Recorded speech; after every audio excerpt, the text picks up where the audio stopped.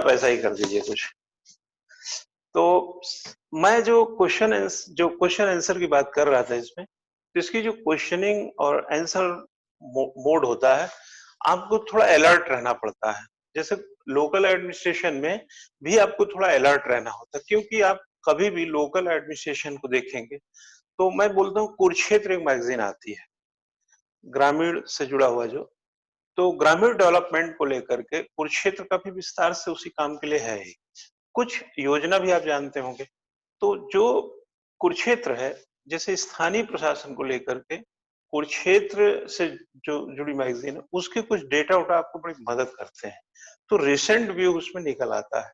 Central state relation में देखिए, article 245 से लेकर के अगर मैं 11-12 इसमें हम जो बात करने जा रहे हैं, 11 और 12 एक प्रकार से भाग की बात करेंगे, और 300 क तक अगर चले जाते हैं, वैसे तो हम पढ़ाने के लिए 307 तक आप आर्टिकल ले जाएंगे, लेकिन 3 तरीके के रिलेशन की हम बात करें, क्योंकि उसके बाद फिर सेवा और लोक सेवा आयोग आ जाता है।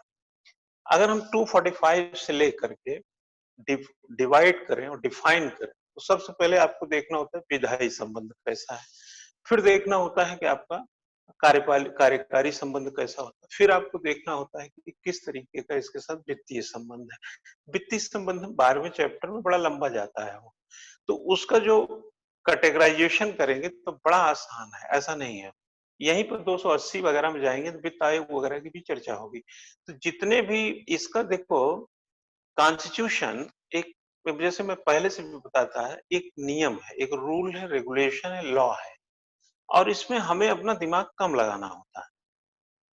गलती कहाँ पे होती है, जहां पर जैसे आर्टिकल यहाँ फिट करना था वहां फिट हो गया, ये करना था वो हो गया। तो आर्टिकल मैं 246 की जब बात करूंगा, 249 की बात करूंगा, 253 वगैरह की बात करूंगा, तो आपको कैसे उपयोग करना है। होता यह नहीं कि लेख में हर इंफॉर्मेशन का उपयोग नहीं होता है। तो सेंट्रल स्टेट रिलेशन, जिसको हम सीआरएस सेंटर सीएसआर बोल सकते हैं, सेंटर स्टेट रिलेशन, इसका जो एक कंटिन्यूटी एस्पेक्ट है, वो कहाँ से मोमेंट लेती है, कहाँ से आगे बढ़ती है, इसको देखे होंगे जनरली हैबिचुअल एस्पेक्ट में लोग लिख देते हैं कि जैसे इसको रिसेंट एस्पेक्ट नहीं ला पाते हैं। तो कैसे करंट एस्पेक्ट लाएंगे, कैसे इसका कोरिलेशन लाएंगे, और खास तौर से जब वित्तीय संबंध की बात आती है, तब पता चलता है कि हमारे देश का जो यूनियन या फेडरल जो स्ट्रक्चर है, जो संघात्मक व्यवस्था है, वो कैसे टिका हुआ। आपको मैं बता देना चाहूंगा कि सेंट्रल स्टेट रिलेशन इस बात को डिफाइन करते हैं कि हमारे देश की संघात्मक व्यवस्था कैसी है। और आप अच्छी तरह जानते हैं कि 1 जुलाई 2017 से जीएसटी आया हुआ है, goods and services tax. Goods and services tax के लिए 5 साल के लिए, 17 का मतलब है 31 मार्च या 30 जून 2022 तक, 22 तक जो है गवर्नमेंट जितने भी स्टेट्स हैं उनके जो घाटे होंगे उसको भरपाई करेगी। यानी कि 22 के बाद उसकी घाटे की भरपाई गवर्नमेंट नहीं करेगी। 5 साल इसी कंडीशन पे जीएसटी लाया गया। अब ये फाइनेंशियल रिलेशन हो गया, है ना। अब फाइनेंशियल रिलेशन में अगर आप वित्त का रिश्ता हो और वित्त ही गड़बड़ा जाए तो रिश्ता खराब हो जाएगा। एग्जीक्यूटिव लेवल का रिश्ता हो, रिश्ता खराब हो जाए। आपने देखे होंगे कि केंद्र जो है राज्यपाल की नियुक्ति करता है, राजस्थान में आपने देखा होगा, मध्य प्रदेश, महाराष्ट्र में आपने देखा होगा, बहुत सारे जो केंद्र के प्रतिनिधि हैं, जो एक मतलब एग्जीक्यूटिव लेवल का वर्क जैसे कह सकते हैं, जहां पर अपॉइंट किया जाता है राज्यपाल को। अगर राज्यपाल केंद्र के इशारे पे काम करें तो राज्य और केंद्र के बीच की दूरी बढ़ जाएगी कि नहीं बढ़ जाएगी? बिल्कुल बढ़ जाएगी। किसी भी स्टेट्स में एग्जीक्यूटिव लेवल पर, किसी भी स्टेट में लेजिस्लेटिव लेवल पे, और किसी भी स्टेट में सेंट्रल के साथ फाइनेंशियल लेवल पर किस तरीके से रिलेशन निभाए जा रहे हैं, उसी पर डिपेंड करेगा कि किस तरीके से सेंट्रल स्टेट रिलेशन होंगे। तो जीएसटी में आप देखेंगे तो एक बहुत बड़ा मतलब एक इकोनॉमिकल या कहा जाए नई आर्थिक नीति जो है, एक अपने आप में 21वीं सदी का उदारीकरण के बाद कहा जाए तो बहुत बड़ा चेंज था ये। और इस चेंज से अगर 2022 तक स्टेट सर्वाइवल से वाइबल नहीं हुए, तो रिश्ते कैसे होंगे ये पता चलेगा। मेरा आपको बताना चाहूँगा, मेरा रिसर्च भी इसी पर है और मैंने एक हाइपोथेटिकल मेरा क्वेश्चन है जिसको मुझे बताना है कि सेंट्रल स्टेट रिलेशन में जो जीएसटी है वो हमारे फेडरल स्ट्रक्चर को नुकसान करेगा। ये मैं लेके चल रहा हूँ कि हमारे फेडरल स्ट्रक्चर के खिलाफ है ये। क्योंकि संघात्मक व्यवस्था में जो हमारे देश की संवैधानिक संघात्मक व्यवस्था रही है, उसमें संघ के काम बटे हैं और स्टेट के काम बटे हैं। सिर्फ एकात्मक की स्थितियां आपको पहले बता चुके हैं कि किन परिस्थितियों में देश एकात्मक होता है, लेकिन यहाँ पर हर स्थिति में देश एकात्मक हो गया। आपको क्या लगता है कि हम लोग कोचिंग चलाते हैं, 18% जीएसटी होता है। इस जीएसटी जो आपकी फीस आती है इसका 18% जीएसटी होता है, आपको मालूम नहीं है। उस 18% जीएसटी में वो पैसा क्या होता है, हम ग्रॉस ग्रॉस लेवल पे जीएसटी होता है। ग्रॉस लेवल समझते हैं ना? इसमें इनकम टैक्स तो एक्सपेंडिचर के बाद जो बचत हो उस पे लगता है, लेकिन इसमें इनकम इनकम पे नहीं, इनकमिंग पे लगता है। अगर मैंने आपसे 5,000 फीस लिया और 4,000 खर्च हो गए तो मेरे पास 1,000 बचा, तो इनकम टैक्स 1,000 पे लगेगा। लेकिन इसमें 5,000 पे ही लग जाएगा, 10,000 पे ही लग जाएगा, 20,000 जो फीस होगी उसी पे लग जाएगा। तो ये क्या होता है कि इसमें 18% चला जाता है और 18% जाता ही नहीं है। हर मतलब 36 बार रिटर्न फाइल करना होता है, हर महीने 3 रिटर्न होते हैं इसके, वो लोग वो करता है, लेकिन अपना चलता रहता है। इसमें मैं जो बताना चाह रहा था, सेंट्रल कर लगाया, ठीक है ना? कर ऑनलाइन जाता है, कोई नगदी नहीं जमा होता कि बैंक में आप जाके नहीं जमा, बैंक में जाते हैं बट ऑनलाइन जमा करते हैं। बैंक में आपने जमा किया, कर के 2 मद हैं। 18% का मतलब है, यहाँ पर एक जगह पे लिखा रहेगा जीएसटी और यहाँ लिखा रहेगा एसजीएसटी। जीएसटी का मतलब होता है गवर्नमेंट ले जाएगी, जो सेंट्रल वाली। यहाँ पर 9% हो गया, यहाँ 9%। मैंने 10,000 रुपया दिया तो मेरे रिटर्न में जो फाइल बढ़ता है इसमें 5,000 लिखा रहेगा, यहाँ 5,000। अगर हमने 20 तारीख के बाद भरा, 20 तारीख तक हो जाना चाहिए रिटर्न, तो उसमें पेनाल्टी लगता है, 20 रुपए 50 रुपए ऐसा कुछ ड्रेवाई पेनाल्टी है। तो यहाँ पेनाल्टी का अलग कॉलम रहेगा, वो जुड़ के लग जाता है। खैर वो तो हो गया। ये पैसा सीधे सेंटर में जाता है, सेंटर इसको डिवाइड करता है, इनको देता। अच्छा आप बताइए, कर किसने लगाया? अलग अप्रूवल लिया है स्टेट गवर्नमेंट से, बट कर लगाने का प्रोविजन किसका है? सेंटर का।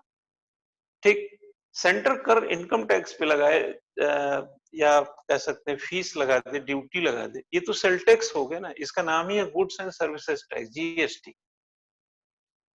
Goods and services tax. पहले सर्विस टैक्स सेंट्रल गवर्नमेंट लेती थी, हम लोग जब देते थे सर्विस टैक्स देते थे। जो कस्टम का ऑफिस होते हैं वो सर्विस टैक्स भी डील करते थे, तो वो सर्विस टैक्स होता था। बाद में एक प्रकार से जीएसटी हो गया। सुपरविजन, जो हैवी सुपरविजन हो सेंट्रल गवर्नमेंट का है, जो लोकल सुपरविजन हो उगाही है, दबाव है, स्कूटनिंग है, फलाना करना, ये करना, वो करना, वो सब जितने पढ़ाए हमारे लड़के हैं, असिस्टेंट कमिश्नर हैं, कोई टैक्स में, कोई टीटीओ है, सब यही काम करते हैं। ठीक है, इसके लिए दस्ता है, कौन दे रहा है कौन नहीं दे रहा है, ऐसा कहानी चलता रहता है, नोटिस फोटिस आता रहता है, ऐसा होता रहता है। तो ये चीज जैसे हो गया, है ना? तो इसमें स्टेट को पैसा दिया। अब माना कोई स्टेट 10,000 करोड़ रुपए का अपने सेल टैक्स से वसूली करता था, सेल टैक्स से। मिठाई वाला कितना दे रहा है, फलाना वाला, सेल टैक्स, ट्रेडिंग फेडिंग, जो बालू बजरी सीमेंट जो भी बिक रहा है, ट्रेडिंग वोडिंग, उससे जो भी टैक्स बन रहा है, माना 10,000 करोड़ आ रहा है। तो 10,000 करोड़ में अब जीएसटी जब आया तो माना इसको 8,000 मिल रहा हो, 8,000 करोड़, ठीक है ना? क्योंकि जीएसटी में उगाही कम हुई, माना बंटवारा हुआ। सपोज 16,000 करोड़ आया तो 8,000 स्टेट ले लिया, 8,000 सेंटर, 8,000 भी। अब इसको 2,000 का घाटा हो गया, तो स्टेट ने, सेंटर ने बोला है कि हम आपको ये घाटा देते रहेंगे। कब तक? 22 तक। 22 के बाद घाटा नहीं हुआ तो दोनों के बीच में झगड़ा नहीं होगा, या आपने ऐसा कर लगा दिया कि हम वसूल नहीं पाते हैं, हमको नुकसान होता है ना? और 13 लाख करोड़ रुपया एक साल में वसूली का टारगेट है और ये अभी तक मिला ही नहीं। पिछले 3 सालों में 13 लाख करोड़ रुपया का टारगेट मिला ही नहीं।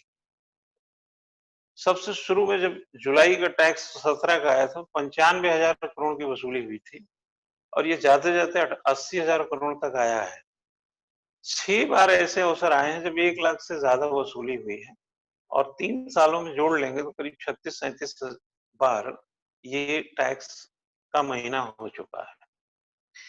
तो टारगेट मतलब कैसे मिलेगा? अभी तो आजकल तो और हालत खराब है, जब पैसा नहीं तो कहाँ से टैक्स देगा आदमी, है ना? टैक्स देगा उसी में देगा।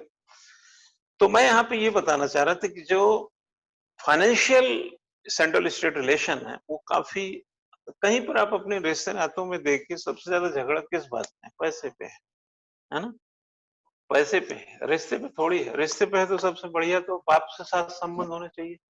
ये बाप ही से झगड़ा किए हो कि वो पैसा नहीं दिए, है ना? भाई बंधु से झगड़ा है क्योंकि उन्होंने पैसा नहीं दिए।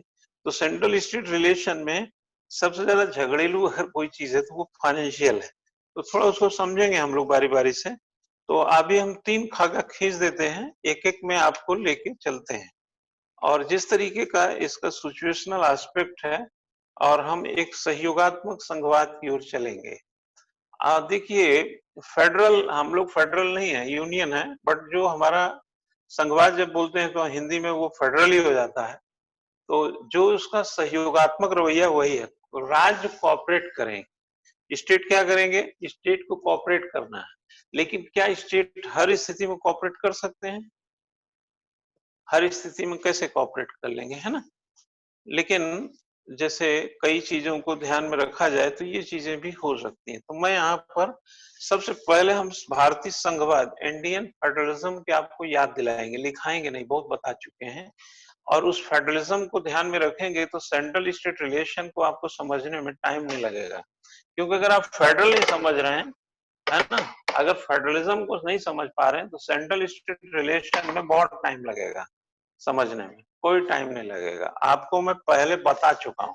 तो आइए चर्चा करेंगे। सबसे पहले फेडरल का कुछ हेडिंग्स बताएंगे। यहाँ पर थोड़ा मैं समझा देता हूं अगर कुछ संभव हो तो।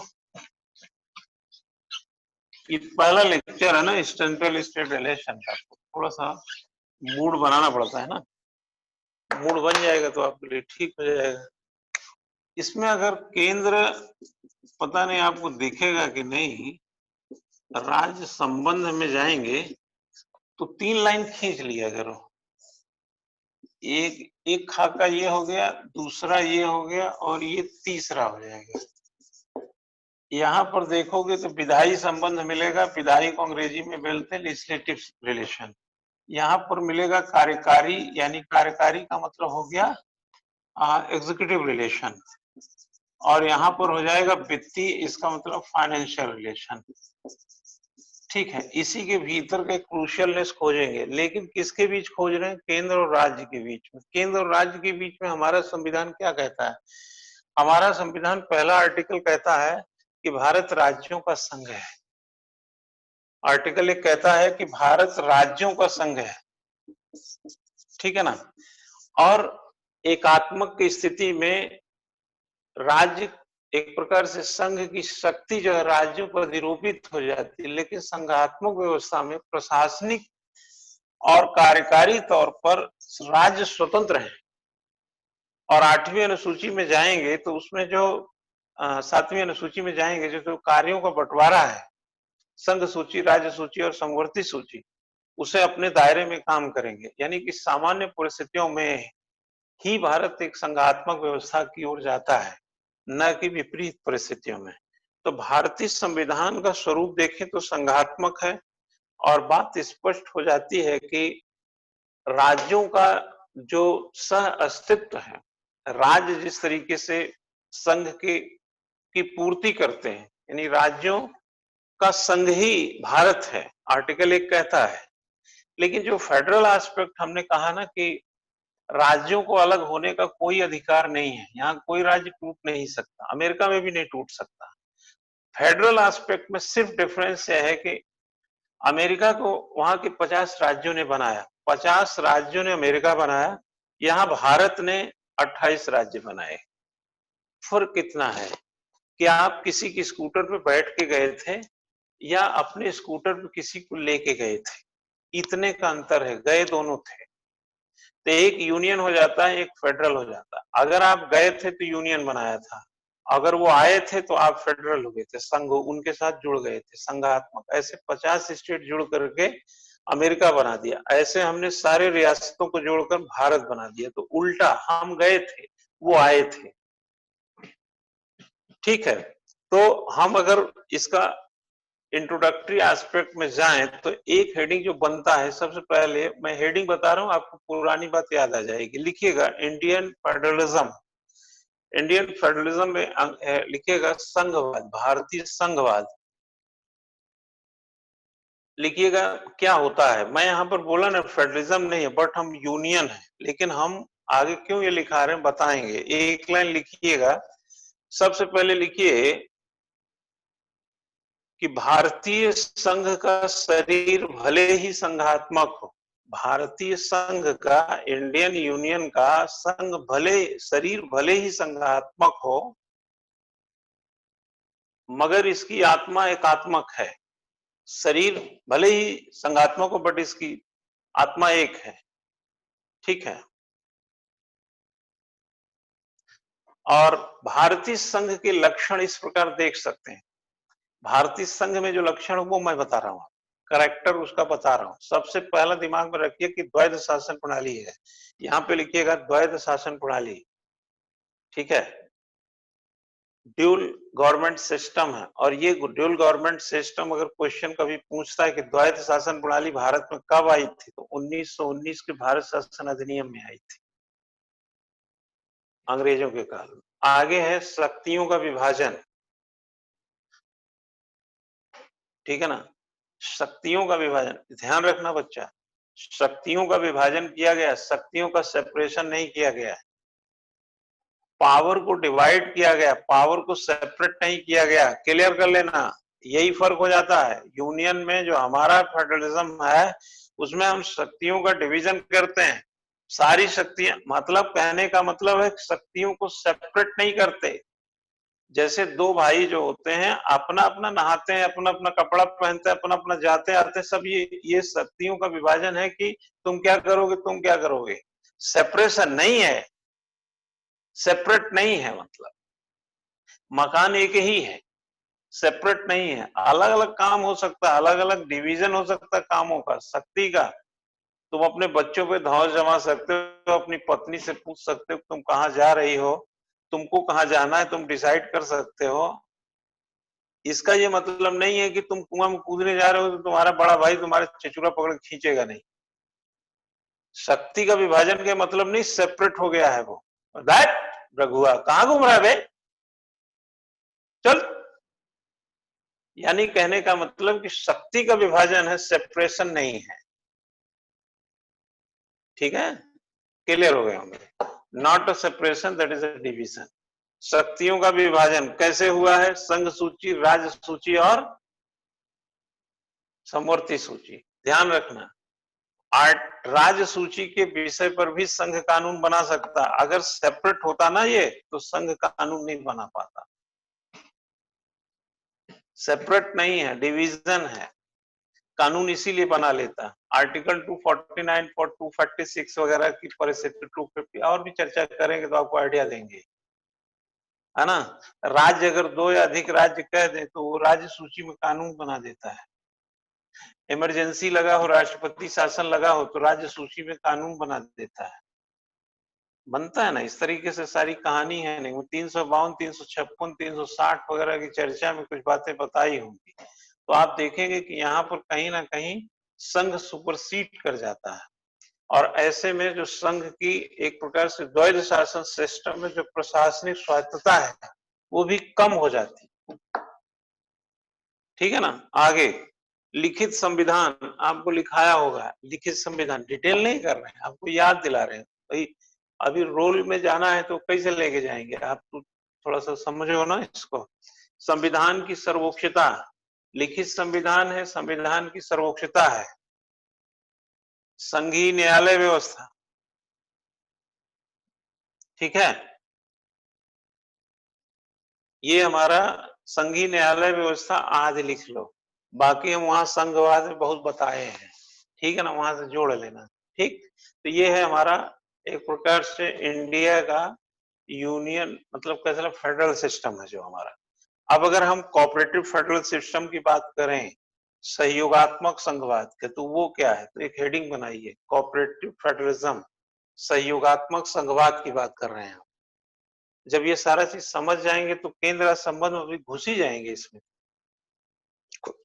हम्म लिखो, केंद्र और राज्य के बीच संघर्षों को समाप्त करने के लिए या समाधान देने के लिए, केंद्र राज्य संघर्षों को, संबंधों को नहीं, संघर्षों को, केंद्र राज्य संघर्षों को समाधान देने के लिए सहयोगात्मक संघवाद में के लिए और ऐसा कर लो, के लिए और सहयोगात्मक संघवाद में, कोऑपरेटिव फेडरलिज्म में एक रूपता और राष्ट्रीय एकीकरण का विकास, एक रूपता यूनिफॉर्मिलिटी कह लीजिए और नेशनल इंटीग्रेशन बोल दीजिए, राष्ट्रीय एकीकरण का विकास करने के लिए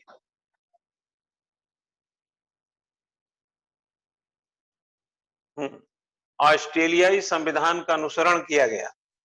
ये कोऑपरेटिव फेडरलिज्म जो है ना, वो ऑस्ट्रेलिया के संविधान में अनुसरण किया गया और बहुत सी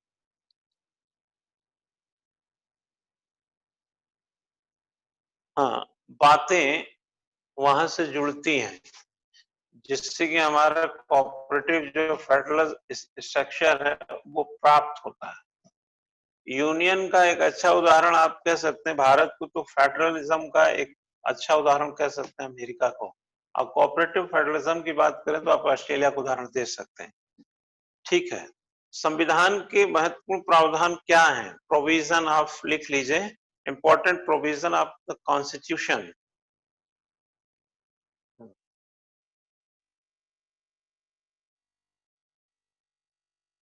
ठीक है,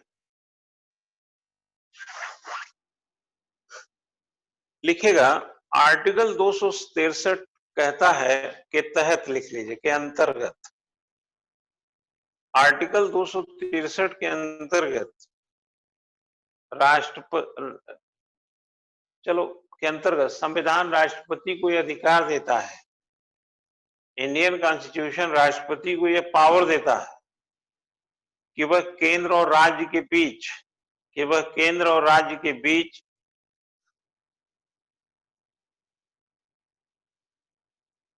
है ना, केंद्र और राज्य के बीच उठे विवाद को समाधान के लिए अंतर्राज्यीय परिषद का गठन करे। 263 में बच्चा अंतर्राज्यीय परिषद का गठन है। देखो 245 से शुरू करते 263 आर्टिकल तुमको पता चल गया है ना। अंतर्राज्यीय परिषद का, इंटर स्टेट रिलेशन बोलते हैं इसको, का गठन करे। ऐसा करने से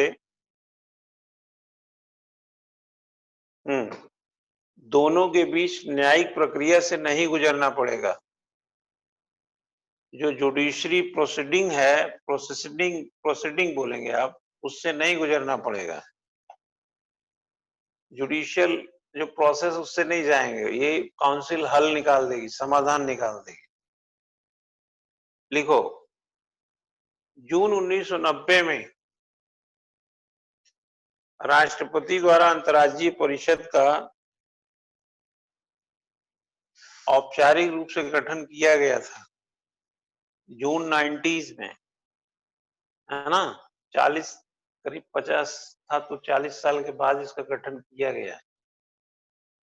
इस परिषद का नेतृत्व पीएम करते हैं, प्रधानमंत्री इसका लीडरशिप करते हैं।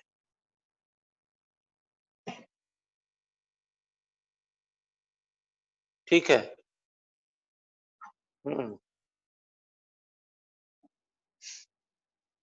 इसमें मुख्यमंत्री शामिल होते हैं, सभी मुख्यमंत्री होते हैं, दिल्ली और पांडिचेरी वाले भी शामिल होते हैं, मतलब केंद्र शासित वाले भी। तो एक बात तो ये समझ में आ गई, दूसरी बात इसी में लाइन बदल के लिख लीजिए।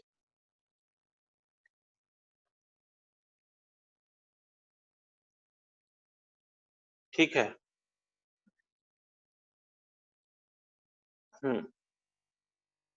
सरकारी आयोग की रिपोर्ट पर सुझाव दिए।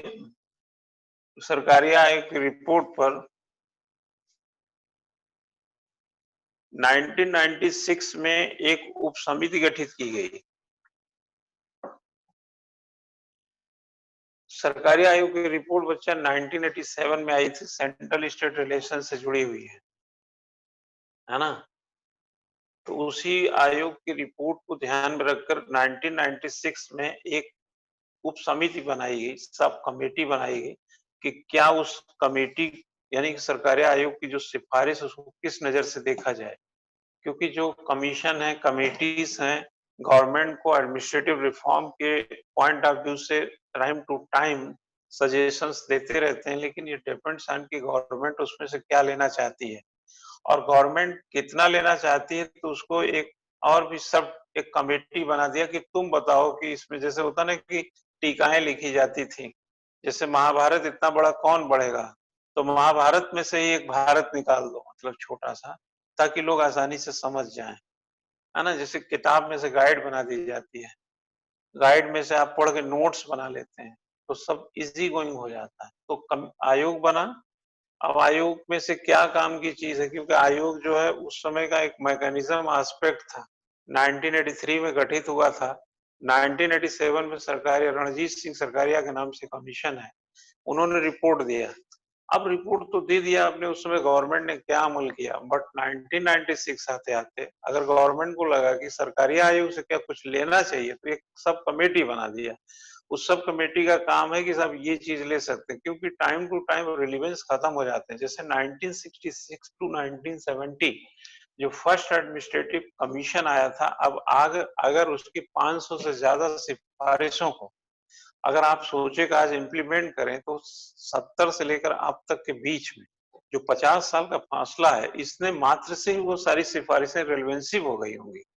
हालांकि जो 2013-14 आप देख रहे होंगे, लोक आयुक्त अप्लाई लोकपाल का जो बिल आए थे, वो कहीं ना कहीं 1968 में इसी आयोग के सिफारिश के अंतर्गत था। तो कहने का मतलब है कि सभी चीजें रिलेवेंसिव मतलब नहीं रहेंगी, बट कुछ चीजें जो रिलेवेंसिव, लेकिन क्या जैसा उसने बताया था वैसा आपने पास किया? नहीं पास किया। जैसा उसने 1968 में बताया वैसा आपने नहीं पास किया, आपने उसमें चेंज किया, चेंज अकॉर्डिंग टू सिचुएशन किया, अकॉर्डिंग टू पॉलिटिक्स किया, अकॉर्डिंग टू डिमांड किया, ये सब किया होगा। वीरप्पा मोइली की 2003 की सेकंड एडमिनिस्ट्रेटिव रिफॉर्म कमीशन की जो रिपोर्ट है वीरप्पा मोइली साहब की, जिसमें पुलिस के बारे में बोला, इसके बारे में बहुत सारा चीज बोला है, स्थानीय प्रशासन के बारे में भी बोला है। तो क्या आप 17 साल के बाद उस रिपोर्ट को हूबहू ले सकते हैं? नहीं ले सकते, लेकिन बहुत सारी बातें हो सकती है लेने लायक हो। तो ऐसा रहता है, तो इसको कौन समझाएगा? तो इसके लिए सरकार को भी एक सब कमेटी बना दो भाई, कि तुम बताओ क्या करना है आपको। तो बताएगी साहब ये ले लो वो ले लो, ऐसा कहानी हो जाएगा। तो आगे लिखिए कि ताकि उसकी सिफारिशों को गठित किया गया उप समिति, ताकि उसकी सिफारिशों को स्वीकार किया जा सके। ठीक है ना। अगर उसकी सिफारिशों को स्वीकार कर लेंगे तो जो सेंट्रल स्टेट रिलेशन का सोल्यूशन है वो कहीं ना कहीं मिल जाएगा। जैसे राज्यपाल के बारे में हमेशा कहा गया कि राज्यपाल अदर स्टेट का होना चाहिए, यानी से उत्तराखंड हो या उत्तर प्रदेश, एक तो वहां का मूल निवासी नहीं होना चाहिए, मतलब वहां का निवासी नहीं होना चाहिए। दूसरी चीज है कि राज्यपाल जो है पॉलिटिकल आदमी नहीं होना चाहिए, हारा हुआ व्यक्ति राज्यपाल बनाते रहते, ये सब मत करो। राज्यपाल नॉन पॉलिटिकल पर्सन होना चाहिए। ठीक है ना, ये सब बातें रही हैं, लेकिन कोई मानता कहाँ है। अभी देखिए मनोज सिन्हा साहब को जम्मू कश्मीर का उपराज्यपाल बनाया गया। मनोज सिन्हा साहब कौन है? पहले मिनिस्टर रहे, फिर बाद में इलेक्शन हार गए। खुराना साहब का नाम सुना होगा, दिल्ली के मुख्यमंत्री थे, और जब चुनाव हार गए तो उनको राजस्थान का गवर्नर बना दिया गया। यही होता है। ये एक प्रकार से राज्यपाल का जो पद होता है वो कद्दावर किसी हारे हुए नेता और मतलब थोड़ा सा संगठन के साथ जुड़े हुए किसी व्यक्ति के लिए एक अच्छा पद हो जाता है, जो कुछ समय के लिए कई लोग कहते हैं कि ये जाकर के अच्छे से बंगले में आराम करते हैं। और ठीक है ना, राज्यपाल के बारे में तरह तरह की भ्रांतियां हैं। आगे आप लिखेंगे न्याय निर्णय प्रक्रिया संबंधी निकाय। न्याय निर्णय का मतलब होता है जुडिशरी जो डिसीजन है, न्याय निर्णय संबंधित निकाय आर्टिकल 262 के तहत, आर्टिकल 262 के तहत, अभी 263 बोल रहे थे, अभी हम 262 बोल रहे हैं, के तहत संसद द्वारा पारित अंतर्राज्यीय जल विवाद अधिनियम, inter state water dispute act, ठीक है ना। अंतर्राज्यीय नदियां बच्चा बहती हैं एक दूसरे के प्रदेश में, कोई पानी रोक ले, कोई बवाल हो जाए, कोई नहर खोद दिया, कोई पानी आने ही नहीं दिया, उसको पता लोग उतना परसेंट पानी नहीं मिल रहा है, सिंचाई कहाँ से करेगा, पानी कहाँ से पिएगा, तो ऐसा झगड़ा चलता रहता है ना। पंजाब हरियाणा वगैरह में नहीं देखते, चलता रहता है। और भी तक कावेरी विवाद वगैरह सुने होंगे, सब ऐसा चलता रहता है। तो मैं वहां पर थोड़ा सा बता रहा हूँ आपको, झगड़े के कई जड़ है ना। झगड़ा तो बच्चा क्या बताएं, रोटी ठीक से न पकी हो इतने में भी हो जाता है। तो अब लिख लीजिए, अंतर्राज्यीय जल विवाद, घरेलू झगड़ा था जो उदाहरण दिया। अंतर्राज्यीय क्या लिखा, अंतर्राज्यीय जल विवाद अधिनियम 1956 किसी भी प्रकार के अंतर्राज्यीय नदियों पर, अंतर्राज्यीय नदियां, नदी एक जगह का तो होता नहीं, कुछ कुछ होंगी जो छोटी मोटी नदी वहीं वहीं रह जाती हैं, बट जो अदर स्टेट्स में बहती हैं नदियों पर, नदी घाटियों के जल उपयोग, नदी घाटियों के जल उपयोग, वितरण या उस पर नियंत्रण से संबंधित,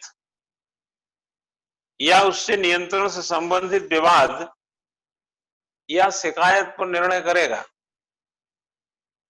शिकायत, ग्रीवांस हो, डिस्प्यूट हो, इन सब पर वो निर्णय करेगा,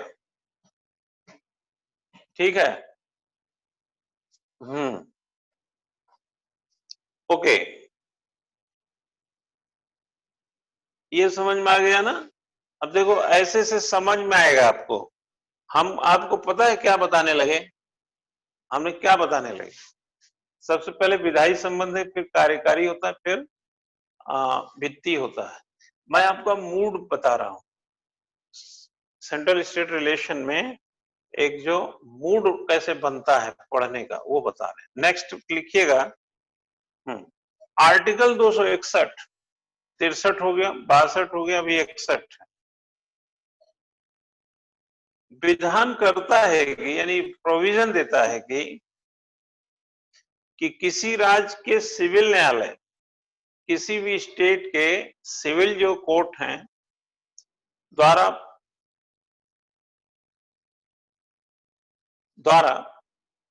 प्रदत्त, दिया गया या पारित किया या पारित किसी अंतिम निर्णय,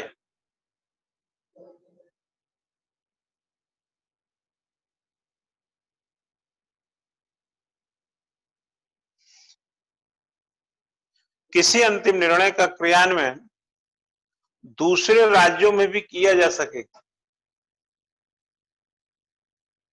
समझ गए ना, इस स्टेट का निर्णय है तो उस स्टेट में भी किया जा सकेगा।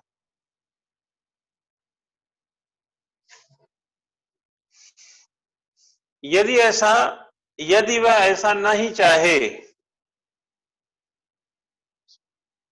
यदि वे ऐसा करना चाहें, लेकिन दूसरे राज्यों में भी पारित, क्रियान्वयन दूसरे राज्यों में भी पारित किया जा सकेगा यदि वे ऐसा करना चाहें, ठीक है। नेक्स्ट है, मैं आपको कार्यकारी कार्यों को सौंपना, इसको डेलीगेशन बोलते हैं। 258 की बात करेंगे, लिखिएगा, कार्यकारी कार्यों को सौंपना। कार्यकारी का मतलब होता है कि एग्जीक्यूटिव डेलीगेशन, एक प्रकार से डेलीगेशन ऑफ एग्जीक्यूटिव फंक्शंस कह सकते हैं इसको। तो इसमें आर्टिकल 258 के तहत राष्ट्रपति, प्रेसिडेंट ऑफ इंडिया किसी सरकार की सहमति से, किसी सरकार की सहमति से,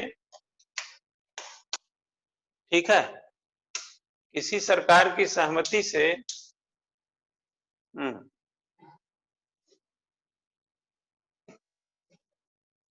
ठीक हो गया। उस सरकार को या उसके अधिकारियों को, उस सरकार को या उसके अधिकारियों को ऐसे किसी विषय से संबंधित कार्य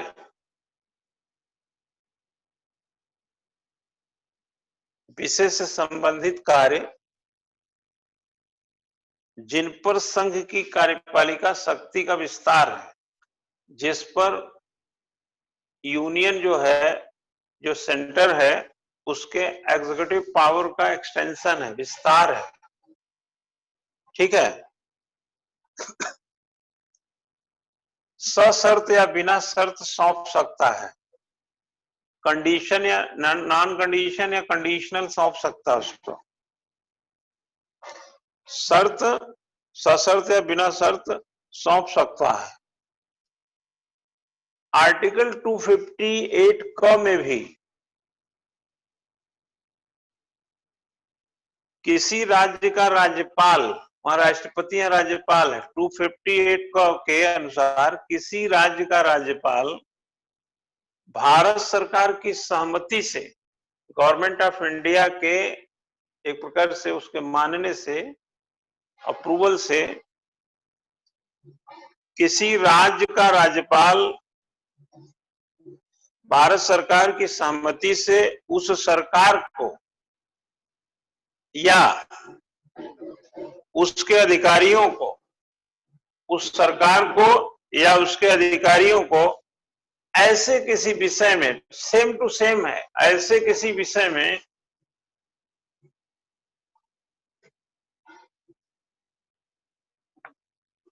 से संबंधित कृत्य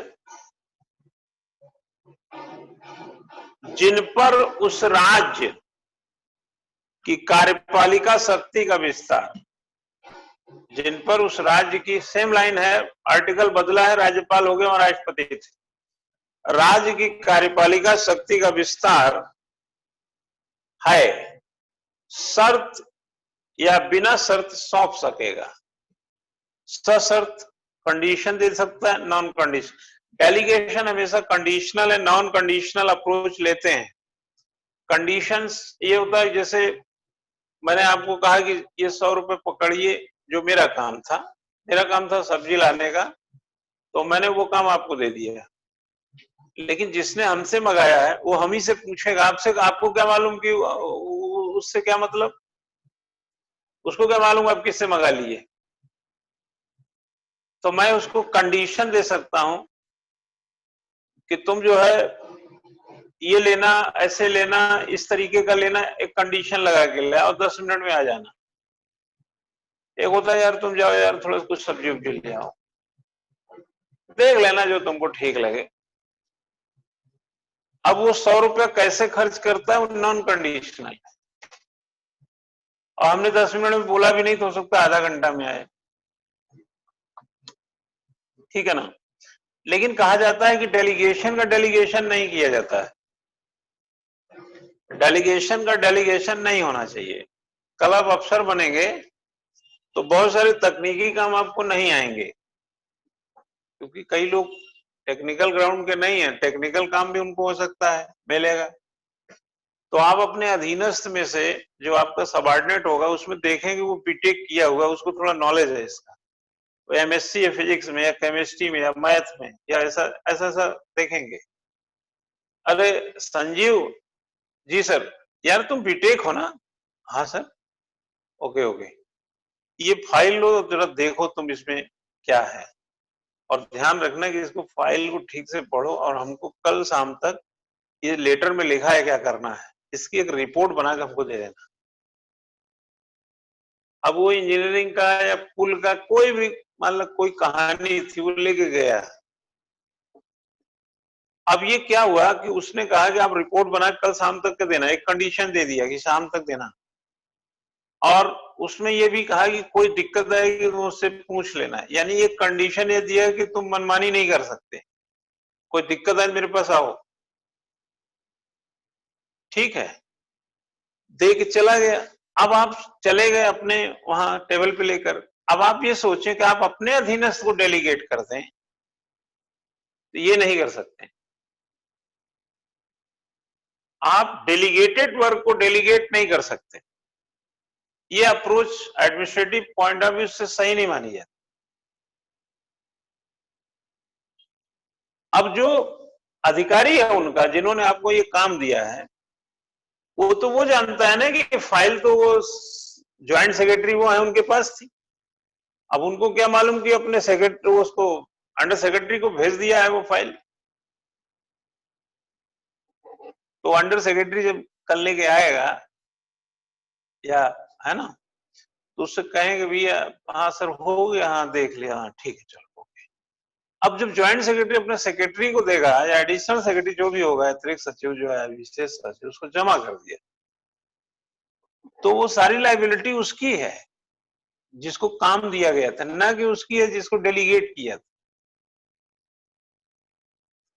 ठीक है, इसलिए ज्यादा डेलीगेशन जो होता है डिसेंट्रलाइजेशन का पूरक हो जाता है। अगर काम का बोझ हमारे टेबल पे है तो हम उसे डिसेंट्रलाइज कर देना चाहिए, उसको डेलीगेट कर देना चाहिए। इसीलिए देखे होंगे कि जब लोग नहीं मिलते हैं किसी भी ऑर्गेनाइजेशन में, कोई देश क्यों पिछड़ता है, कोई भी संस्था क्यों पिछड़ती है, तो इसलिए पिछड़ती है कि उसके कोई भी काम आया तो वो कर नहीं सकता या हो नहीं सकता, दूसरा करने वाला है नहीं, तो पड़ा रहेगा काम। ये टेक्निकल प्रॉब्लम्स आते हैं मतलब। तो अब आदमी है, पकड़ लिया, हाँ भाई संजीव आओ जरा ये देखो, ये हो गया डेलीगेशन, हो गया। इसमें ये चीजें रहे, तो ये आप समझ गए हैं इस बात को। और उसमें कंडीशन और विस्तार है, उसका उसका क्षेत्र आता है, वो अपने अधीनस्थ को बोल सकता है। अब 2 दिन बीत जाए, उससे बोले यार तुम्हारी फाइल कहाँ, वो तो तुम ले गए थे, रिपोर्ट बनाया? अरे वो बोले सर मैं नीचे ना, वो सुनील जी हैं, सुनील बाबू है हमारे अनुभाग में, सेक्शन अफसर है, मैं उनको दिया हूँ सर वो फाइल। क्या आदमी हो यार तुम, मैं तुमको दिए तुम उनको दे दिए, वो किसी आरओ को दे देगा, वो आरओ को दे देगा, वो चपरासी को दे दो, फाइल ही बाहर चली जाएगी सचिवालय की। तुम क्या आदमी हो यार, ऐसे नहीं होता। ठीक है, कभी घर में देखे होंगे, घर में क्या देखे हैं, बड़ा भाई आपका या पिताजी आपसे पानी मंगाए गिलास, जरा बेटा गिलास पानी लाओ। आप अपना छोटा भाई, ए बबलू जरा एक गिलास पानी लाओ। पानी आप पिताजी के प्रति लाइबल हैं कि उनको पानी चाहिए। बबलू को आपने चलो डेलीगेट कर दिया, ये जरा पानी लेके आओ। अधीनस्थ था ना, वो छोटा था इसलिए मान लिया बात, चला गया लेके चला आया। और सुन, हाँ भैया गिलास धो लेना ठीक से, और आरओ वाला फ्रिज का पानी मत लेना, आरओ का लेना, फ्रिज का नहीं, पिताजी का ठंडा पानी नहीं पीते हैं, सिंपल पानी देना। कंडीशन भी लगा दिया। ठीक, अब वो पानी चलो जैसा था मिल गया, वो ठीक हो गया। लेकिन अगर बबलू सोचे कि डब्लूआ को दे देते हैं ये, वो बोले बबलू जरा पानी ला गिलास पिताजी के लिए, अब बबलू का है डब्लू पानी लगा गिलास जरा, और डब्लू भी किसी को डब्लू लिया दे वहीं, ऐसे नहीं चलता है, फिर तो काम का नाश मारना तय है ना। तो ऐसा कुछ समझिए। तो आपने 263 पढ़ा, 260 ये 2 पढ़ा, 60 258 की चर्चा की, 261 की चर्चा की, 258 क की चर्चा की। अगर आप इसको थोड़ा सा शिद्दत से समझ लेंगे तो आप जा रहे हैं, सेंट्रल स्टेट रिलेशन में घुस रहे हैं। अब आता है पारस्परिक कराधान से मुक्ति। एक हेडिंग बनाइएगा, इम्यूनिटी फ्रॉम म्यूचुअल टैक्सेशन।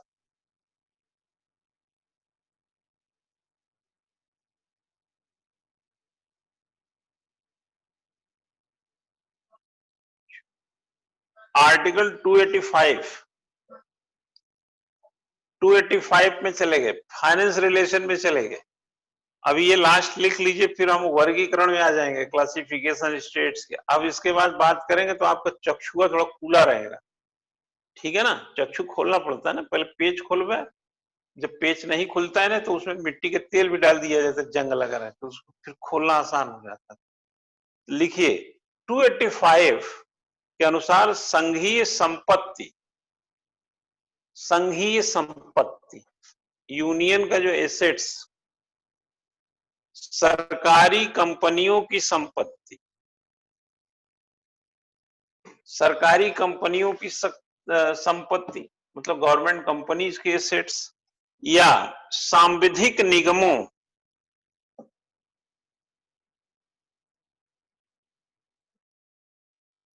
इसको बोलते हैं सांविधिक, वर्ड जो होता है अंग्रेजी में स्टेटूरी बोला जाता है, स्टेटूरी, स्टेटूरी कॉर्पोरेशन, कॉर्पोरेशन बोलिए, निगम है तो कॉर्पोरेशन, निगम, संवैधानिक, सांविधिक को संवैधानिक मत समझा करिएगा, की संपत्ति पर राज्य कर में छूट मिलती है, राज्य कर में छूट मिलती है।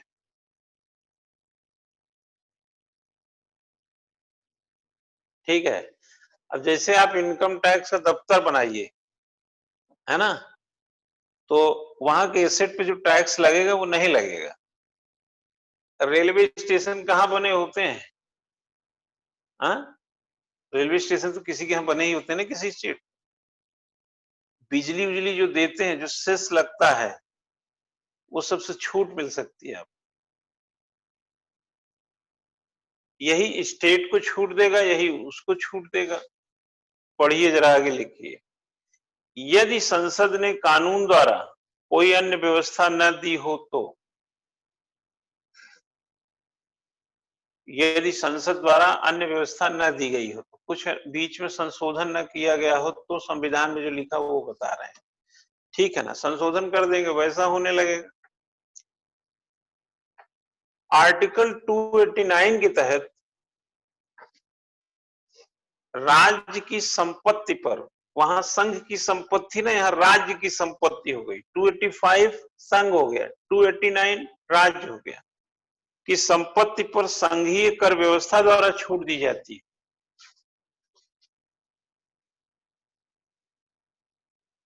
यदि राज्य सरकार द्वारा स्वयं या उसके नाम पर कोई व्यापार,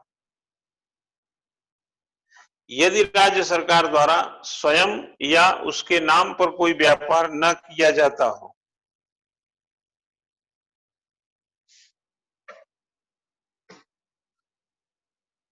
ठीक है, इस व्यवस्था द्वारा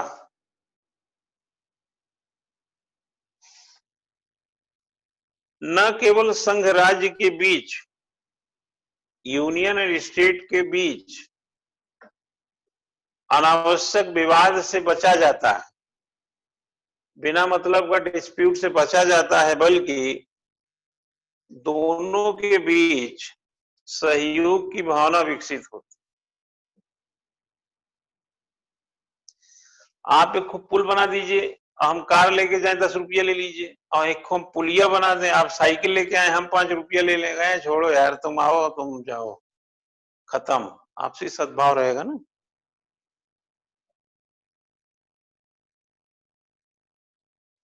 ठीक है,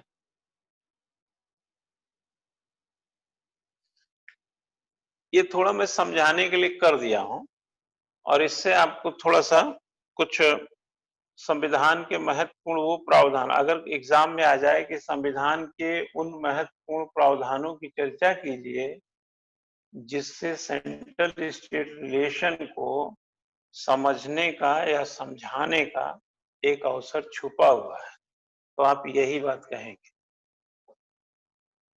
ऐसे तो आर्टिकल 245 से लेके चले जाएंगे 300 तक, बहुत कुछ मिलेगा, लेकिन यहाँ जो लफड़ा है उसको हमने कम किया। ऐसे चीज को देखो, आओ पहले वो बात कर लेते हैं जिससे हम तुम नाराज है, जिससे नाराजगी या कहा जाए डिस्प्यूट हो सकता है, उसकी बात कर लिया तो बाकी बात तो सिंपल है, उसमें क्या है। तो महत्वपूर्ण प्रावधान तो वो है जो नाराज होने के जहां खतरे हैं, जहां डिस्प्यूट होने के खतरे हैं, वही तो हुए इंपॉर्टेंट प्रोविजन। बाकी चीज तुम अपने घर, हम अपने घर। सेंट्रल स्टेट रिलेशन लिखिए, classification of central state relation, संघ राज्य संबंध का वर्गीकरण। संघ राज्य संबंध का वर्गीकरण, ठीक है। संघ राज्य का वर्गीकरण लिखिएगा। संविधान में संघ और राज्य के बीच संबंधों की विशद चर्चा है। विशद मतलब विस्तार पूर्वक कह लो या एक्सटेंसिव, बहुत ही एक्सपांड फॉर्म में बहुत चर्चा है, विस्तृत चर्चा है, जिसे 3 पहलुओं में बांटा जा सकता है, जिसके 3 क्लास हो सकते हैं। फर्स्टली, संघ और राज्य के बीच विधायी संबंध। संघ और राज्य के बीच विधायी संबंध, legislative relation, central state relation के बीच, ऐसा बोल सकते relation between, legislative relation between union and state. Centre भी कहीं कहीं लिखते हैं। तो वैसे संविधान में केंद्र राज्य संबंध नहीं है, संघ राज्य संबंध है ना। तो वो तो संघ केंद्र का एक पर्याय माना गया है और चल जाता है, लिखेंगे तो कोई त्रुटि नहीं होगी, लेकिन कहीं कहीं संघ भी लिख दिया करिएगा। कभी अगर पेन केंद्र निकल गया तो एक आध दो जगह लेखन में कहीं संघ का उपयोग माना 5 बार कर दिया आपने। सपोज केंद्र का उपयोग या संघ का उपयोग करने का 5 जगह है, तो एक दो जगह संघ मार दीजिएगा, उससे उसको पता चल जाए कि नहीं ये जानता है लेकिन अपना लिख दिया है, ऐसा समझिए। आगे है प्रशासनिक संबंध। इसमें लिखिएगा संघ और राज्य के बीच प्रशासनिक, administrative relation between union and state. States आएगा वैसे, राज्यों के बीच संबंध। उसके बाद आएगा संघ तथा राज्यों के मध्य वित्तीय संबंध। इसका मतलब होता है कि financial relation between union and states. ये 3 तरीके के बच्चे जो हम शुरू में आए थे आपसे चर्चा किया था, उस तरीके का ये रिलेशन है। अब इसी के अंदर जाकर इस डेकोरम को मेंटेन कर लीजिए, that is a central state relation, है ना। That is a very simple. और आप जैसे कहते हैं ना कि बहुत ही आराम से कदम रखें, जहां पर पानी है वहां से थोड़ा उचक करके बढ़ जाए, ईंटा पे पैर रख लें, ऐसे निकल लें, तो पानी भले ही बह रहा हो लेकिन आपका पैंट और जूता खराब नहीं हो। ऐसे ही आपको यहाँ पर भी करना है। आपको जहां जैसी व्यवस्था उस हिसाब से समझते जाइए, आपको समझने में कोई प्रॉब्लम नहीं होने वाली। खामखा दिमाग भी नहीं लगाना चाहिए। हमने इतना पढ़ाई के बाद एक चीज पाया कि दिमाग ज्यादा मत खर्च करो, क्योंकि कम खर्चा में ही काम चल रहा है। दिमाग मत तो साइंटिस्ट वाइंटिस्ट लोग खर्च करें यार, ये संविधान विधान पढ़ने के लिए इतना दिमाग काहे लगा रहे हैं। तो साफ साफ लिखा है वही पढ़ना है। तो सबसे पहले हम लोग पहला हेडिंग डाल लीजिए विधायी संबंध की, ठीक है ना। विधायी संबंध की हेडिंग डालिए, उसमें कुछ बातें बताते चलते हैं, और जैसे जैसे बताते जाएंगे फिर प्रश्न जब आपके सामने आएंगे, मैं आपको देखूंगा। इसमें मेरे पास है क्वेश्चन आंसर का, ये बुकलेट में लाया हूँ, क्वेश्चन का है। तो इसमें हम कुछ सेंट्रल स्टेट रिलेशन का, आपके पास आईएएस का पेपर होगा, यूपी पीसीएस का हो, आप उसको निकाल के देखिए उसमें, और उसके हिसाब से ड्राफ्टिंग और फिटिंग, अभी जो ड्राफ्टिंग वॉफ्टिंग वाला हम बता रहे हैं ये सब करने लगे तो आप थोड़ा घोड़ा बन जाएंगे लिखने में, है ना। चलिए, संविधान द्वारा संघ एवं राज्यों, राज्य सरकारों के विधायी संबंध को, संविधान द्वारा संघ और राज्यों, राज्य सरकारों के विधायी संबंध को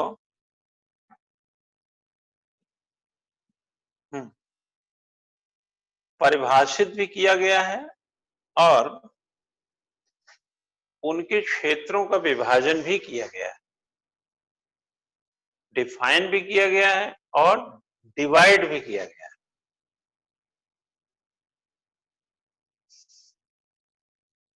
देखें, संपूर्ण देश के लिए यानी कंप्लीट पूरा देश के लिए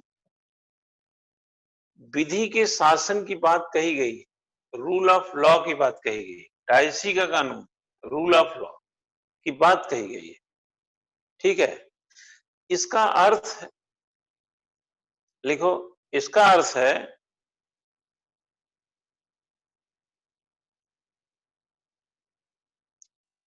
कि केंद्रीय संसद, सेंट्रल पार्लियामेंट और राज्य विधायिका, स्टेट लेजिस्लेटिव अपनी शक्तियों का, अपने पावर्स का प्रयोग संविधान के भीतर करता है, संविधान के भीतर करता है, बाहर नहीं करेगा।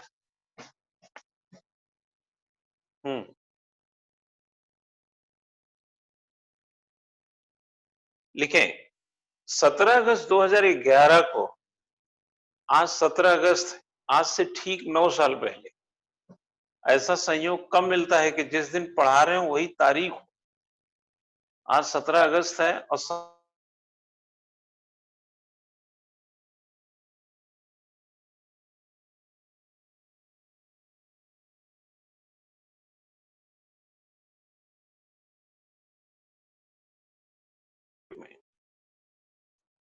इसकी पुष्टि करते हुए, इसका जस्टिफिकेशन करते हुए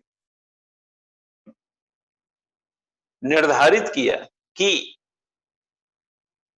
यह एक स्टैंड लिया कि संसद सर्वोच्च है।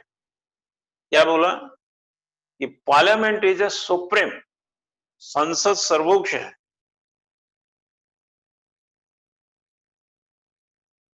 ऐसे में वह भी विधि के शासन का अनुपालन हेतु बाध्य हो, विधि के शासन के अनुपालन हेतु बाध्य हो। जो रूल ऑफ लॉ है उसके प्रति वो भी लाइबल है, बॉन्डेड है, वो भी बाध्य है।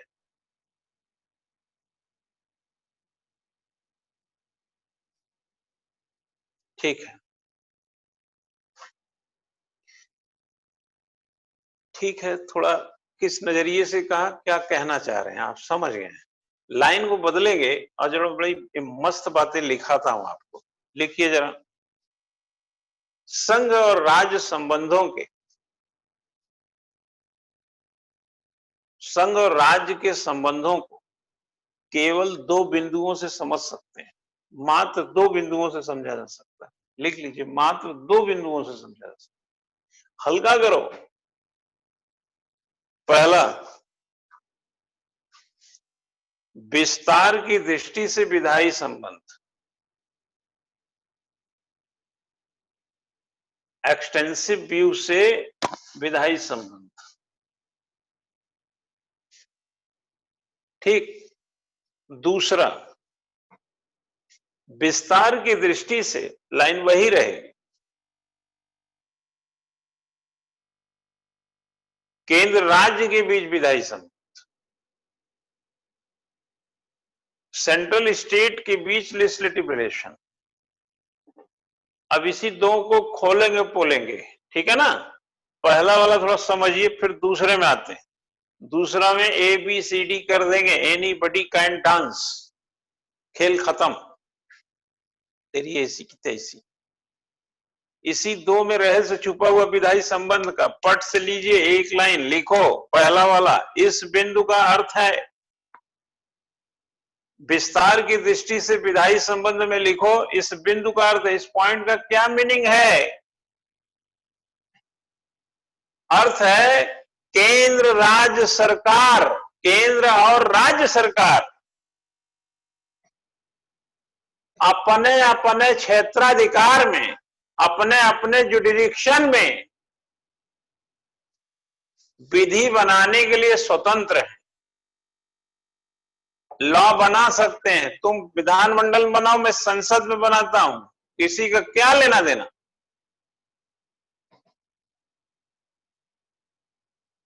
ठीक है। संसद देश के लिए और राज्य प्रांत के लिए या अपने क्षेत्र के लिए कानून बना सकती। एक लाइनिया लिख लीजिए इसको कि संघ पूरे भारत के लिए, केंद्र पूरे भारत के लिए, राज्य अपने राज्य विशेष के लिए कानून बना सकता है।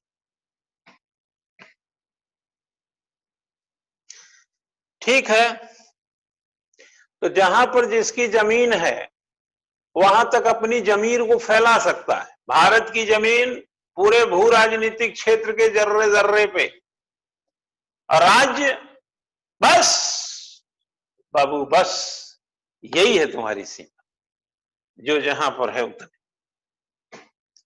लिखो,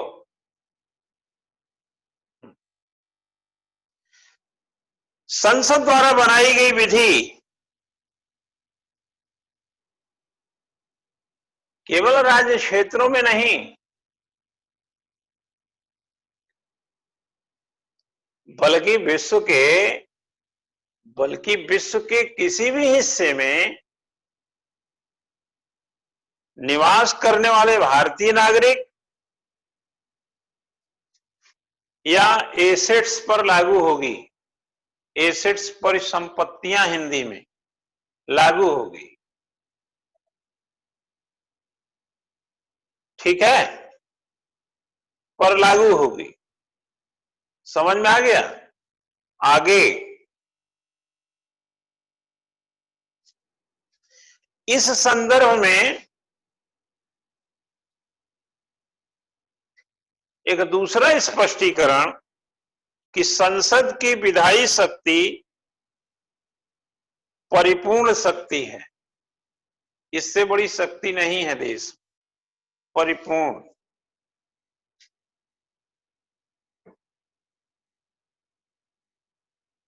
ठीक,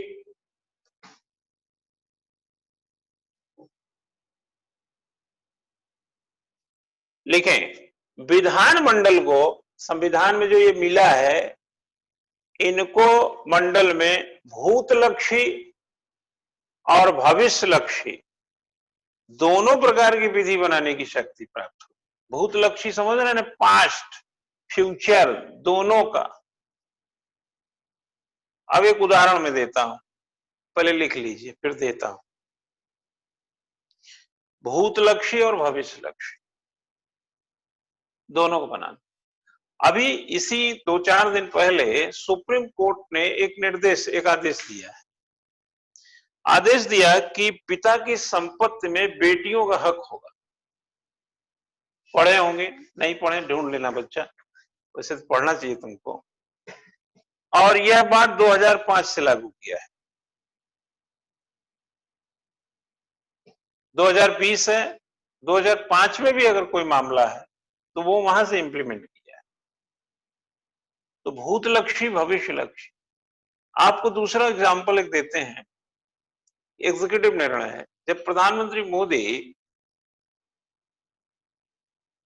कहा था कि किसानों को हम 500 रुपया प्रधानमंत्री सम्मान योजना के तहत उनके अकाउंट में डालेंगे हर महीने, है ना, तो 3-4 महीने में जाता है तो 2,000 रुपया 4-4 महीने पे, ऐसा ही कुछ है। तो उन्होंने ये बात कही थी फरवरी 2019 में,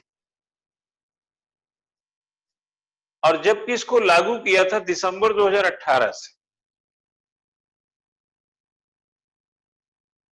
तो भूतलक्षी भविष्यलक्षी पीछे से आगे तक एक उदाहरण में दिया। दूसरा लिखो, विस्तार की दृष्टि से जो है, जो दूसरा बताएं, विस्तार की दृष्टि से केंद्र राज्य के विधायी संबंध, केंद्र राज्यों के विधायी संबंध संघ की भावना के अनुरूप, यूनियन के इमोशन के अकॉर्डिंग टू यूनियन इमोशन, संघ और राज्यों के बीच शक्तियों का स्पष्ट विभाजन, संघ यूनियन एंड स्टेट के पावर्स का क्लियर डिवीजन इंडियन कॉन्स्टिट्यूशन में है, भारतीय संविधान में है।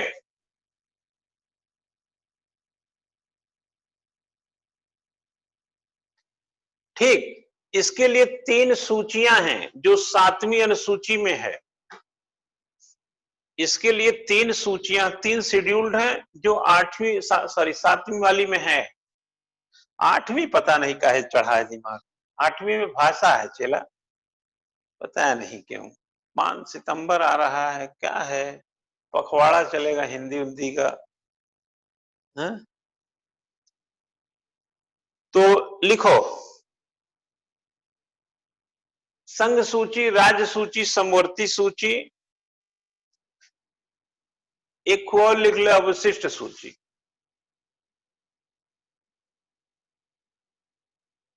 यहां संघ जो है शक्तिशाली है, या यूं कहा जाए अधिक शक्ति प्रदान की गई।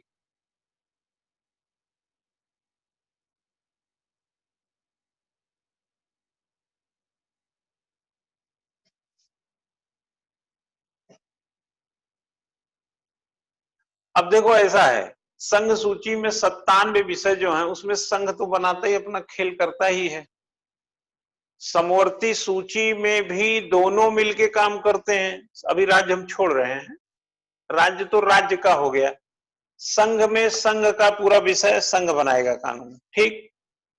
समवर्ती सूची में संघ और राज्य दोनों बनाते हैं, ठीक है ना। और विषयों को जब बनाते हैं कोई डिस्प्यूट होता है तो संघ की बात मानी जाती है। कॉन्क्रेंट क्या बोलते हैं उसको, अंग्रेजी वाले समझ लें, कॉन्क्रेंट ऐसा कुछ वर्ड है समवर्ती सूची के लिए। तो उसको जो है वो करते हैं, उसमें यूनियन की बात मानी जाती। अवशिष्ट सूची भी यूनियन की बात मानी जाती। तो संघ भी एक प्रकार से समवर्ती पे डिस्प्यूट हो जाए तो, बट है तो सुपर हैंड यूनियन का ही। और दूसरा हो गया अवशिष्ट, वही राज्य बचता। अच्छा, राज्य में भी अगर 2 राज्य कह दे तो वहां भी कानून बनाता है। और आपदा उपदा का छोड़ दीजिए, वो इमरजेंसी का या 356 वगैरह वो सब नहीं बोल रहे हैं, वो तो एकात्मक हो ही जाता है जब हमारे देश में 352 वगैरह की स्थिति। लेकिन सामान्य परिस्थितियों में भी आप देखेंगे तो उसमें 2 से अधिक राज्य कह दें, 2 या अधिक राज्य, तो वो कानून बना सकता है। तो ऐसा आप इससे पता कर सकते हैं संघ जो है, और संघ को ताकत देना भी चाहिए था, क्योंकि हमारे भारत में जो विविधता है, जो बहुभाषा है, जो डाइवर्सिटी है कह सकते हैं, इसीलिए कहते हैं विभिन्नता में एकता। फिर तो ये हल्ला गुल्ला करेंगे, अलग अलग संस्कृति, अलग अलग विचार, अलग अलग भाषा, उठन पैठन सबको इकट्ठा किए हैं तो बड़ा मुश्किल होता। तो संघ की ताकत से ये एकजुट रहेंगे। एक लाइन और लिख लीजिए, इसके अतिरिक्त संविधान में अनेक ऐसे अवसर हैं, इस सब के अलावा ताकत तो है ही, कई ऐसे अवसर आते हैं जब राज्य सूची पर भी संघ कानून बनाता है। अब जैसे ऐसे अवसर आते हैं 249 में आएंगे, 252 में आएंगे, वो जो आगे हम बताएंगे अब, ठीक है ना।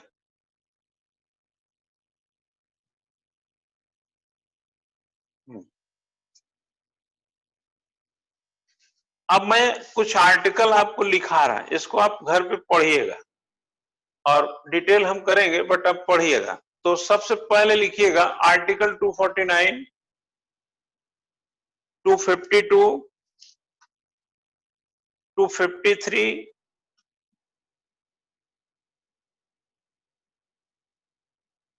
352, 360, 356,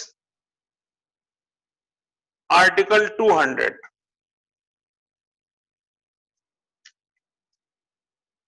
इसको पढ़िएगा, हालांकि क्या पढ़िएगा, तो पढ़े हैं, कम ज्यादा तो पढ़े हैं, इसको एक बार देखिएगा। एक मेरे पास घड़ी नहीं है आज यहाँ पे, तो मुझे आइडिया नहीं है टाइम का क्या हुआ है, तो मुझे ऐसा लग रहा है अभी होगा थोड़ा टाइम। तो एक चीज और करा देते हैं इसमें, एक हेडिंग डालिए, इसको हम आगे बढ़ाएंगे। जो लेजिस्लेटिव हेडिंग वाइज जो आर्टिकल वाइज है 245 से, वो कल से बढ़ाएंगे। लेकिन आज एक चीज और बचा है, थोड़ा उसको करा देते हैं। हेडिंग बनाइए, तत्व और सार का सिद्धांत। तत्व और सार का सिद्धांत क्या होता है ये? अपने अपने अधिकार क्षेत्र में, अंग्रेजी वाले लिख लो, इसको जोड़ लेना यार, हिंदी में कहीं मिल जाएगा अंग्रेजी। तत्व और सार का सिद्धांत में लिखो, अपने अपने अधिकार क्षेत्र के केंद्र व राज्य की, अपने अपने अधिकार क्षेत्र में केंद्र व राज्य की विधायिकाएं, यानी कि संसद और विधायिका सर्वोच्च हैं। एक प्रकार से मैं तुमको इंटरप्रिटेशन बता रहा हूं, रिलेशन का एक इंटरप्रिटेशन बता रहा हूं। इसमें तत्व और सार का क्या मुद्दा है इस रिलेशन के बीच, दोनों के बीच पता चलता है। वो पार्लियामेंट सुपरसीड अपनी जगह की करती, विधायिका ये राज्य की अपनी, एक दूसरे के अधिकृत क्षेत्र में, एक दूसरे के अथराइज्ड रीजन में उन्हें अतिक्रमण नहीं करना चाहिए, उन्हें इनक्रोचमेंट नहीं लाना चाहिए, मतलब उनका क्षेत्र कब्जा नहीं करना चाहिए। दूसरा लिखो, यदि एक के द्वारा पारित किया गया कानून, एक ने कानून पारित कर दिया है, दूसरे के लिए, एक के द्वारा पारित किया गया कानून दूसरे के लिए निर्धारित कार्यक्षेत्र में अतिक्रमण करता है, तो न्यायालय, अगर ऐसा गड़बड़ हुआ, मान लो सेंट्रल बनाए, स्टेट कुछ बना दिया, गड़बड़ कर रहा है, तो न्यायालय तत्व और सार का सिद्धांत लागू करेगा। ठीक है ना, न्यायालय तत्व और सार का इंटरप्रिटेशन करेगा न्यायालय, और जो सही है उसको इंप्लीमेंट करा देगा। नेक्स्ट, यदि यह पाया जाता है कि किसी विधायिका द्वारा, यदि यह पाया गया किसी लेजिस्लेचर ने, किसी लेजिस्लेटिव असेंबली ने द्वारा बनाया गया कोई कानून, कोई भी विधि, कोई भी लॉ अपनी विषय वस्तु के दृष्टिकोण से, अपने सब्जेक्ट या व्यू से, जो उसको दिया गया उसके हिसाब से उस विधायिका के लिए, उस विधायिका के लिए निर्धारित विषयों की सीमाओं में है, उस विधायिका के जो विषय हैं उसकी सीमा में, उसकी लिमिट में, अनलिमिटेड नहीं है, उसका आशय भी सही है, उसका मीनिंग भी मीनिंगफुल है,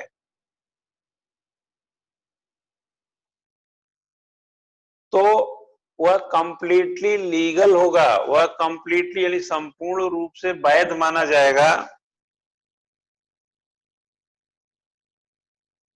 भले ही कुछ मामलों में किसी कानून को वह इनक्लोज करता हो, भले ही कुछ मामलों में किसी कानून को इनक्लोज कर दिया हो, आच्छादित बोलते हैं इसको, छा गया, उसको दबाव दिया हो, ये वाला बात है इसमें, समझ गए ना, समझ रहे हैं आप। नेक्स्ट है, चूंकि संविधान में शक्तियां स्पष्ट रूप से बंटी हुई हैं, लिख लीजिए, चूंकि संविधान में, नेक्स्ट करके, संविधान में शक्तियों का सुनिश्चित, निश्चित बंटवारा किया गया है,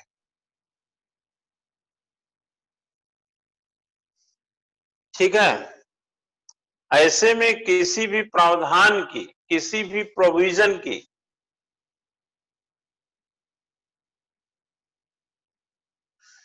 हाँ, किसी भी प्रोविजन के उल्लंघन की स्थिति में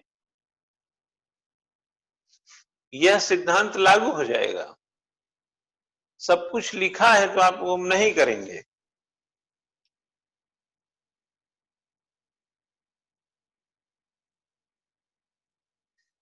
एक मैं एग्जाम्पल दे रहा हूं, इस सिद्धांत पर सर्वोच्च न्यायालय ने राजस्थान राज्य बनाम जी चावला, राजस्थान राज्य बनाम जी चावला 1959 के एक वाद में वाद का मतलब यहाँ केस लिखा करिए, वाद में विचार किया गया था, यानी कि जो ये तत्व और सार का सिद्धांत यहां से निकला था, विचार किया गया था इस सिद्धांत। तो अगर एग्जाम में आए कि तत्व और सार का सिद्धांत कब आया, तो 1959 में राजस्थान का एक केस था, उससे जुड़ा हुआ है। नेक्स्ट है, न्यायालय का यह दृष्टिकोण है, जुडिशरी का यह व्यू है कि ऐसे अतिक्रमण केवल अकस्मात होते हैं, कंटिंजेंसी होते हैं, अकस्मात होते हैं, इसलिए इस प्रकार के अतिक्रमण का महत्व, इस प्रकार के अतिक्रमण का विस्तार, इस प्रकार के इंक्रोचमेंट का एक्सटेंशन महत्वहीन है, इंपॉर्टेंट लेस है। ठीक है, लिखें, लास्ट में 2 लाइन लिख लीजिए। इस सिद्धांत से संघ और राज्य के बीच के संबंधों को भी मजबूती मिलती है। ये टिप्पणी हो गई आपकी। इस सिद्धांत से संघ और राज्य के सिद्धांतों को मजबूती मिलती है और यह भी स्पष्ट रहता है कि किसे क्या करना है और क्या नहीं। ठीक है, मुझे आइडिया टाइम का नहीं है, लेकिन मैं समझता हूं कि आज की क्लास को मैं ओवर करूंगा और अभी हम क्वेश्चन आपको नहीं दे रहे हैं, क्वेश्चन हम कल देंगे। तो संघ और राज्य के बीच का जो विधायी संबंध है 245 आर्टिकल से कल चलेंगे, तो कल पढ़ाएंगे आपके संघ और राज्य के बीच का पहला विधायी संबंध। आज हमने आपको संघ और राज्य के संबंध के एक स्ट्रक्चर या एक प्रोसेस आपके दिमाग में डालने का प्रयास किया है। अब आप मूड में थोड़ा आ गए होंगे, बाकी बातें कल करेंगे। ओके।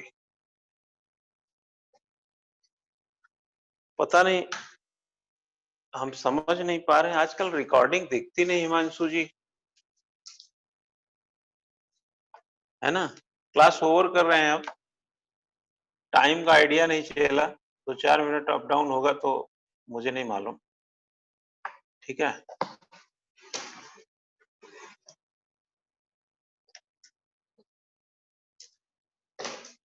हिमांशु जी अगर